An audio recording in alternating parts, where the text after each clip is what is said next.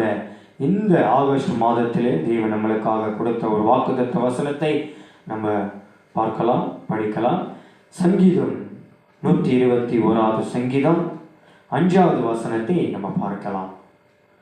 கர்த்தர் உன்னை காக்கிறவர், கர்த்தர் உனது வலது பக்கத்திலே உனக்கு நிழலாக இருக்கிறார். ஹல்லேலூயா, ஹல்லேலூயா. 121 சங்கீதத்திலே 5வது வசனத்தை நம்ம பார்க்கிறோம். கர்த்தர் உன்னை காக்கிறவர், கர்த்தர் உனது வலது பக்கத்திலே உனக்கு நிழலாக நிற்கிற தேவனா இருக்கிறார். ஆமாம் பிரியமானவர்களே, இந்த வருடத்திலே, இந்த ஆகஸ்ட் மாதத்திலே தேவன் நமக்கு இந்த 8வது மாதத்திலே கொடுத்த வாக்குத்தத்த வசனமாக இருக்கிறது. எவ்வளவு பேர் நம்புறீங்க? கர்த்தர் உன்னை காக்கிறவர். ஆமென், ஹல்லேலூயா. இந்த 7 மாதங்களாக தேவன் நம்மளை என்ன பண்ணியிருக்காருங்க? குடும்பங்களை, நம்ம அனைவரையும், பிள்ளைகளை, எல்லாரையும் தேவன் என்ன பண்ணியிருக்காரு? காத்து நடத்தினவனா இருக்கிறார். 2வது நம்ம பார்க்கிறோம், கர்த்தர் உனது வலது பக்கத்திலே உனக்கு நிழலாக நிற்கிறார். ஹல்லேலூயா.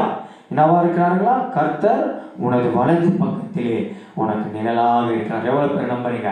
ஆண்டவர் ஆகிய இயேசு கிறிஸ்து நம்மளுக்கு என்ன பண்றாரு? வலது பக்கத்திலே நிழலாக இருக்கிறார். நம்ம நிழலை பார்க்கணும்.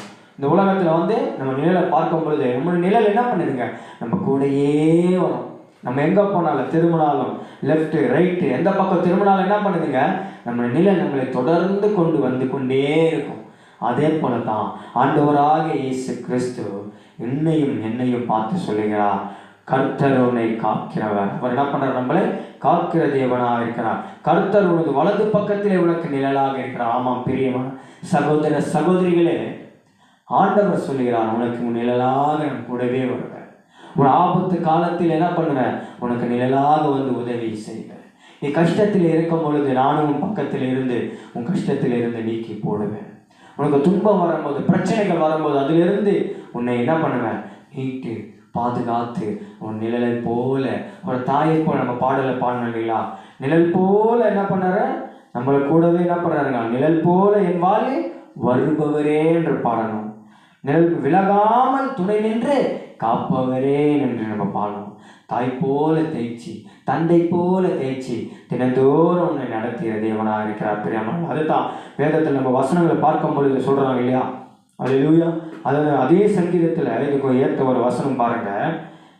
சங்கீதம் 16:8 பார்க்கிறோம், கர்த்தரை எப்பொழுது எனக்கு முன்பாக வைத்திருக்கிறேன், அவரது வலது பரிசத்தில் இருக்கிறபடியால் நான் அசைக்கப்படுகிறேன். அவர் என்ன பண்றாருங்க? எனது வலது பரிசத்துல இருக்கிறார். எனக்கு வலது பக்கத்துல என்ன பண்றாரு? அவரு என் கூட இருக்கிறார். நான் என்ன பண்றது இல்லை?